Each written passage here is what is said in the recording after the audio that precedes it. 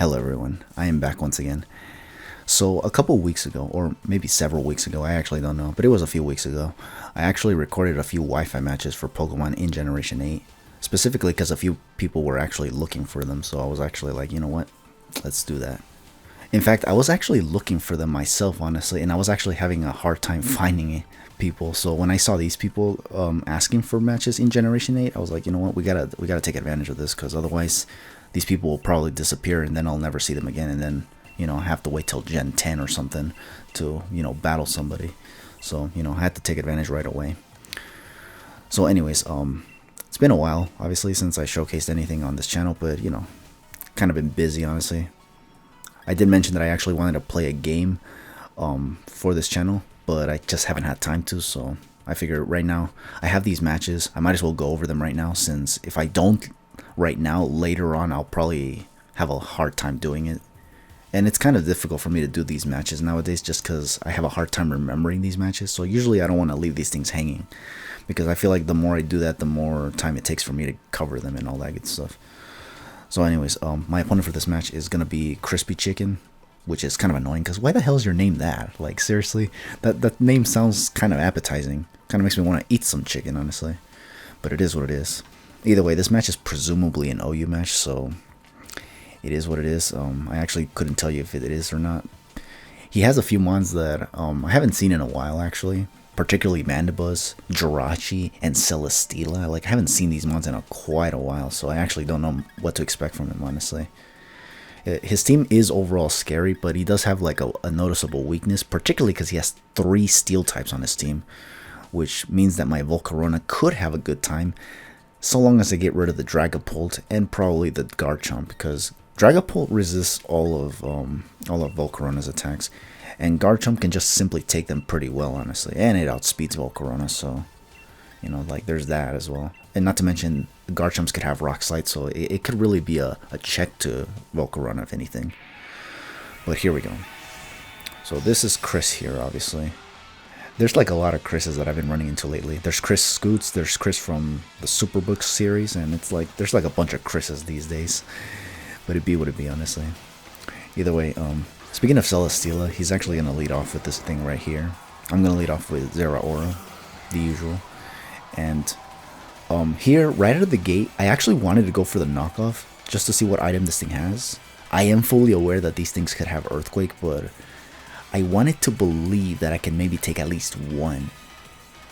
There's also the chance he might want to switch out if he actually fears the Plasma Fists. But he actually ends up staying in and does go for the Earthquake. I did knock off a Choice Band from this thing, so this thing was intended to go crazy right out of the gate, which is kind of insane. But yeah, he does end up taking out my Zeraora regardless, though, just because he got a crit with the Earthquake. I couldn't tell you if it was even meant to one-hit KO. But if it wasn't, then obviously that really blows, obviously. That means that right out of the gate, the RNG is just kicking my rear end once again, which is annoying. But that is to be expected with Generation 8, for me at least, because you already know how my luck is in Generation 8. It's pretty bad, and it's already been proven previously, so it be what it be. Anyways, I'm going to go into Ferrothorn now, because I really want to set up these Stealth Rocks right now.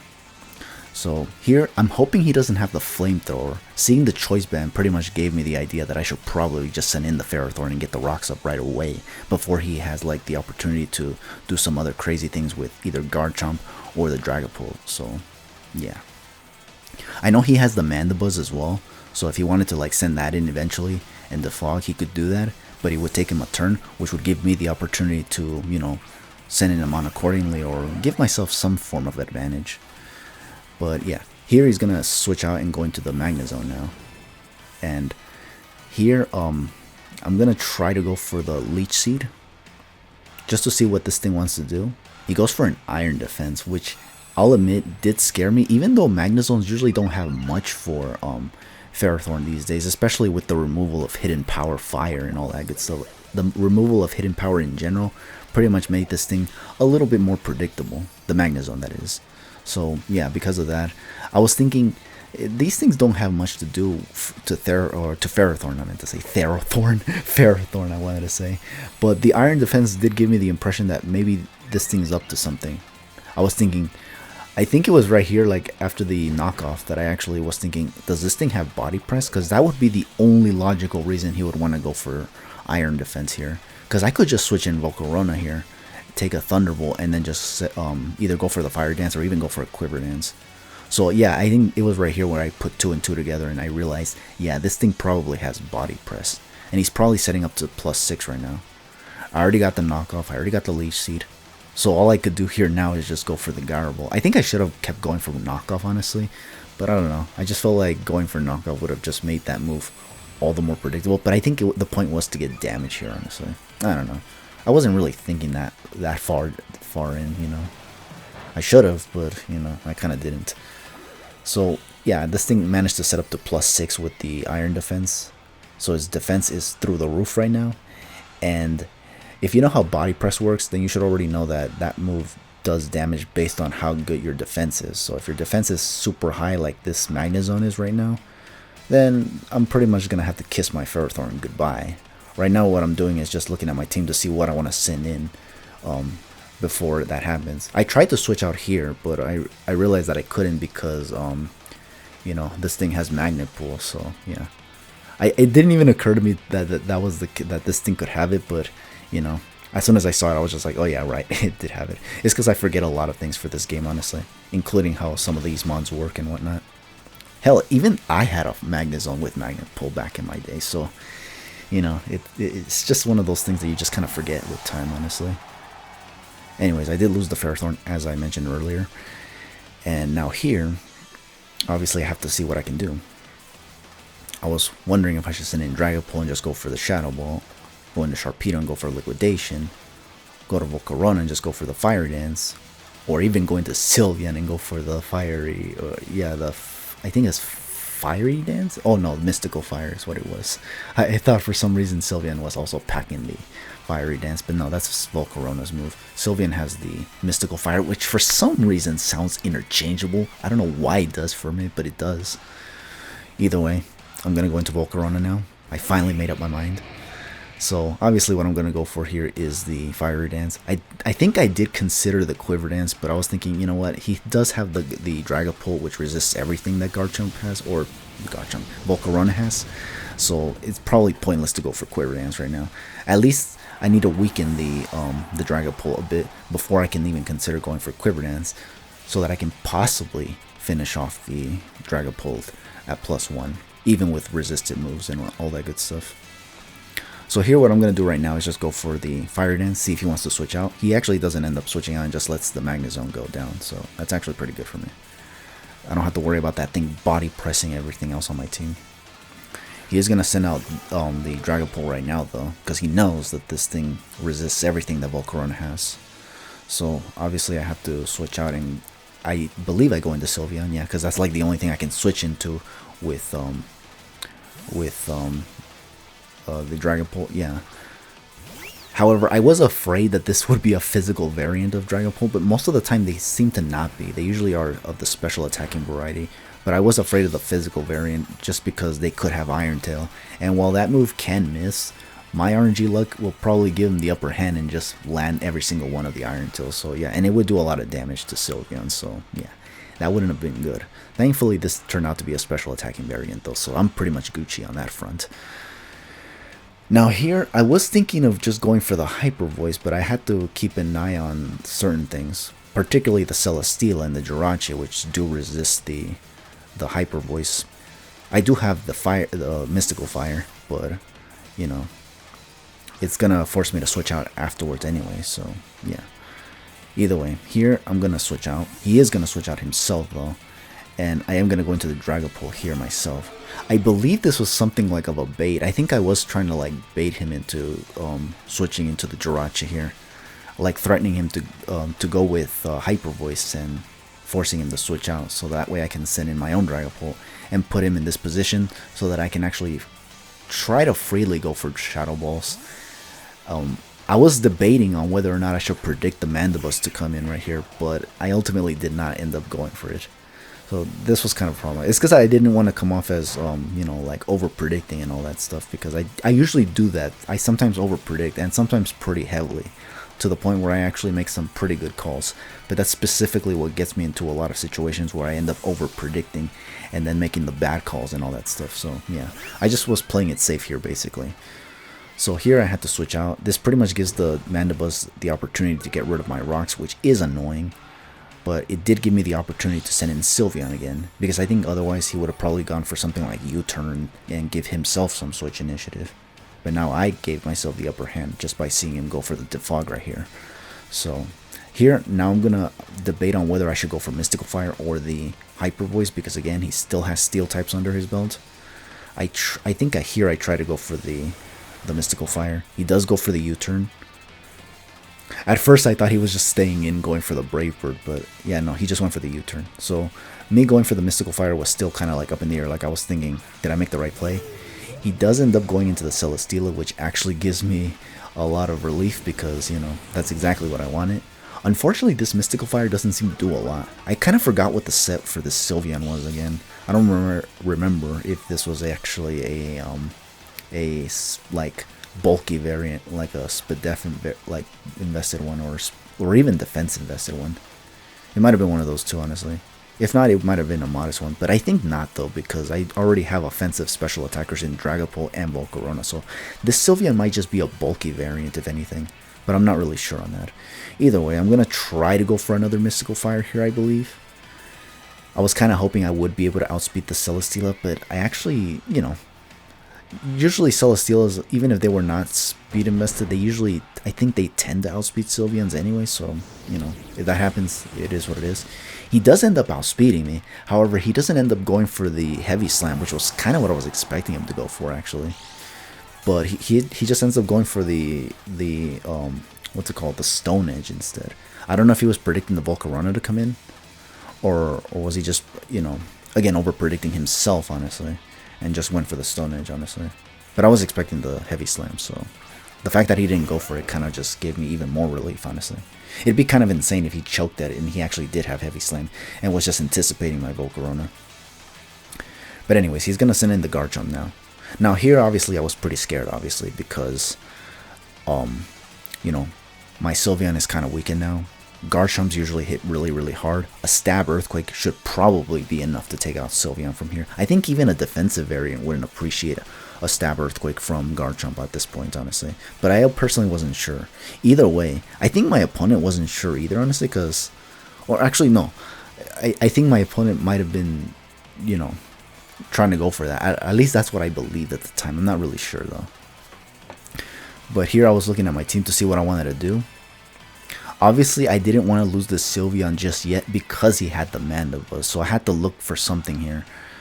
And I ultimately came down to just wanting to sack Sharpedo, but it was a really hard decision for me to make because I was actually kind of hoping I could get another Sharpedo sweep, or at least do have Sharpedo do work for in this match. But you know, it was right here where I was like, you know what? Okay, I can't really do anything, so I just have to send in the Sharpedo right here and just sack it.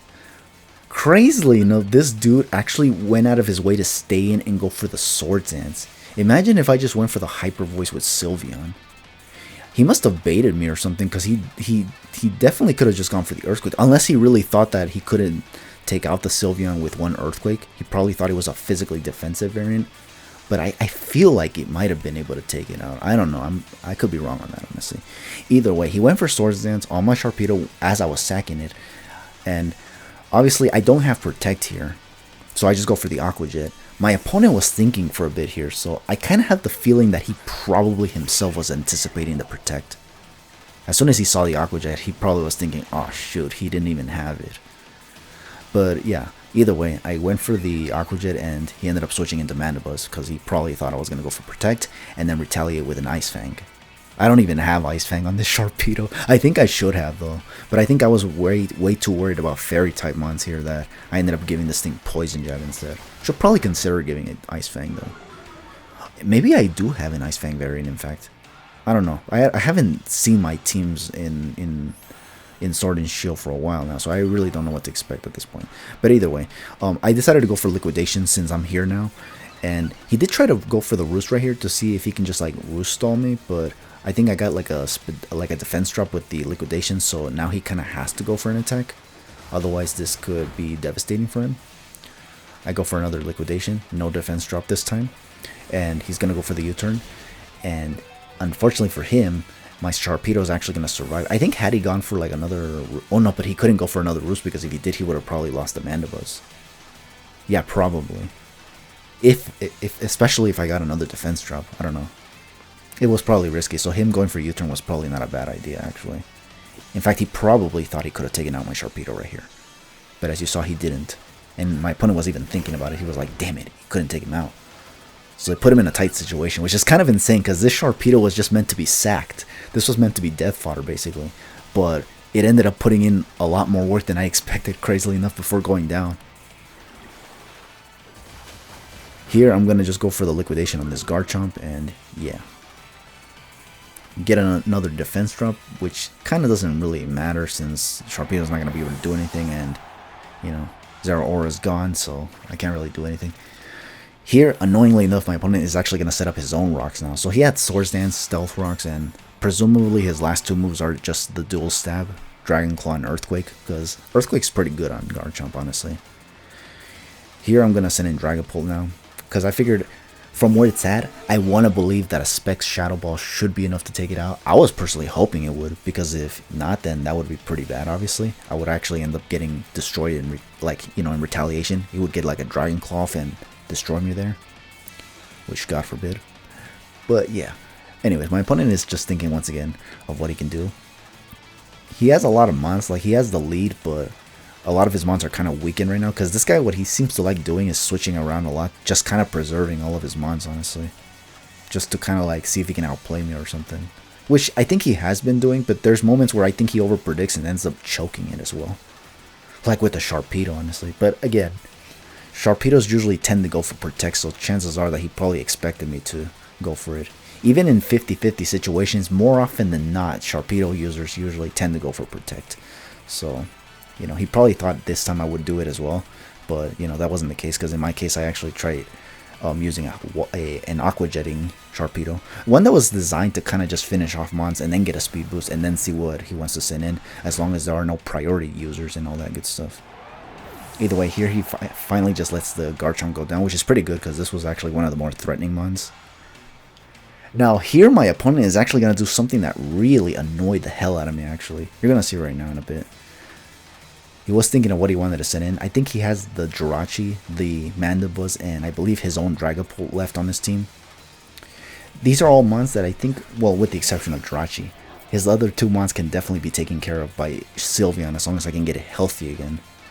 He ends up sending in the Jirachi, which I try to go for another Shadow Ball. And here's where he goes for that obnoxious move. He goes for the Healing Wish, which, yeah, is pretty annoying, because I already know exactly where he wants to send that Healing Wish to. He wants to send it into the Mandibuzz, basically.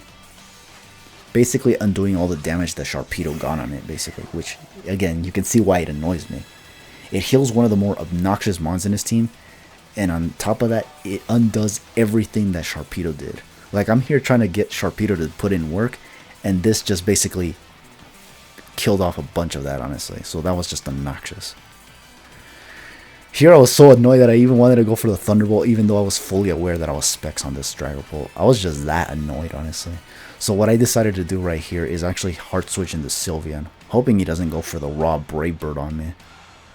If he goes for the U-turn, I think it's not that big of a deal, especially since his Jirachi is now gone. The Garchomp's now gone, so I don't have to worry about much of anything. That lead that he had pretty much disappeared as soon as he decided to go for the Healing Wish on the Jirachi. I think he should have preserved the Jirachi, given that I still had Sylveon, though. But it is what it is. I mean, at the end of the day, it's his decision. As long as it helps me win the match, I'm good, honestly. But anyways, here, yeah, he's going to go for the U-turn, which thankfully doesn't do a lot of damage to my Sylveon. This kind of gave me an idea, in fact. As he sends in the Dragapult right here, I do have Protect and I do have Wish on this Sylveon, so you can kind of see where this is going, honestly. So what I'm going to do right here, obviously, because I don't know what to expect from this, from this Dragapult completely. I saw Shadow Ball, but, obviously, I'm not really, sure what else this thing wants to do. Like, it could do all kinds of other things. Like, I saw Shadow Ball, but, who's to say he won't have the Iron Tail, as a mix attacking option or something. So here what I do is go for the Protect. And He does go for the Shadow Ball, which is like, okay, that's fine. For now, at least. Because I know that Shadow Ball can be devastating if he gets a lot of special defense drops. So what I want to do right here, right now, is go for the Wish. And he's going to go for the Shadow Ball yet again. I couldn't tell you if this thing is a choice variant as well, honestly. Like, probably a specs just like my own Dragapult. But regardless, he does go for it. And unfortunately for me, once again, he does get the Spadef drop, which is annoying. Because this reduces my chances to handle the Mandibuzz. Even though I do have Dragapult with Thunderbolt choice specs, so chances are that maybe I could do something, I don't know. Either way, here I go for the Protect, basically the Wish Protect strategy, so that I can get a lot of my HP back.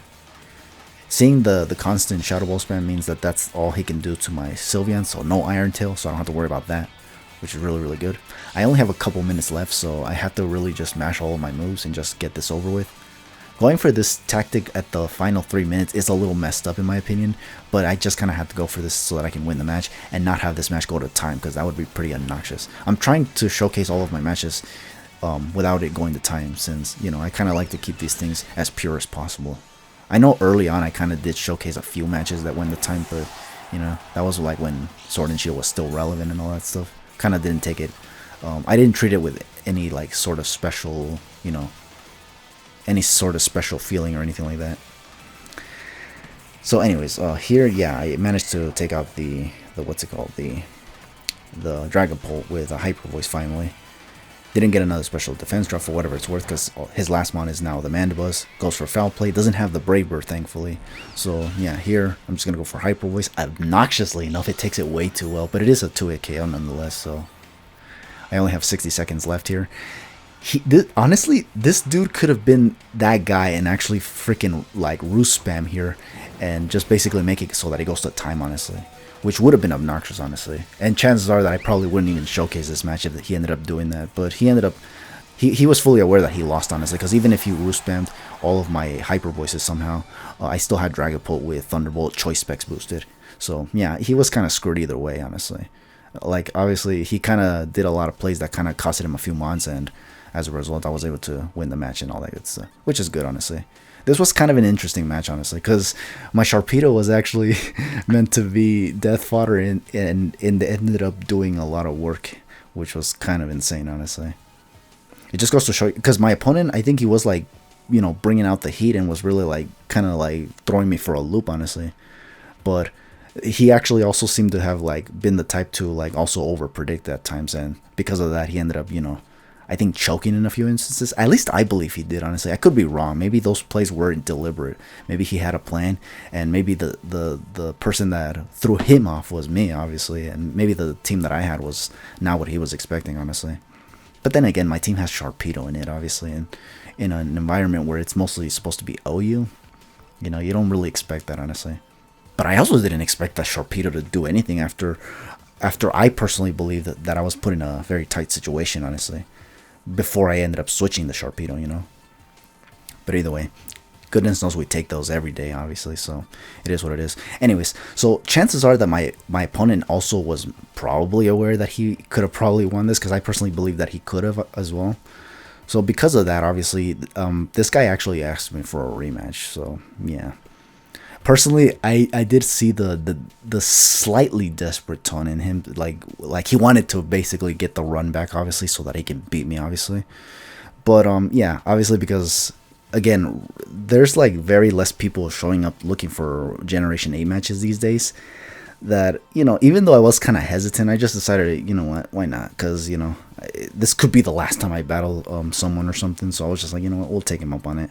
If I win, great, and if I lose, then it is what it is. That's just how it is for me all the time. Because one of the things I don't like about rematches is that usually people just somehow like beat me, and especially when they seem desperate, like it just kind of gives me the impression that they just want to like boost their ego or something like that, and that's kind of obnoxious, honestly. Like, don't get me wrong, I don't like losing either, honestly, but, you know, I showcase my matches even when I lose them, honestly. But there's people who, you know, they kind of just want to see when they win and, you know, not when they lose and all that good stuff. So it's kind of annoying. It could be annoying depending on who it is I play. This guy seemed chill, though, but I don't know.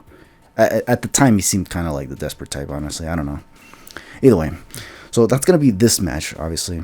Stay tuned for the next one whenever I get to it, but thank you for watching this match, if you watched it. For now, just take it easy and have yourselves a good one.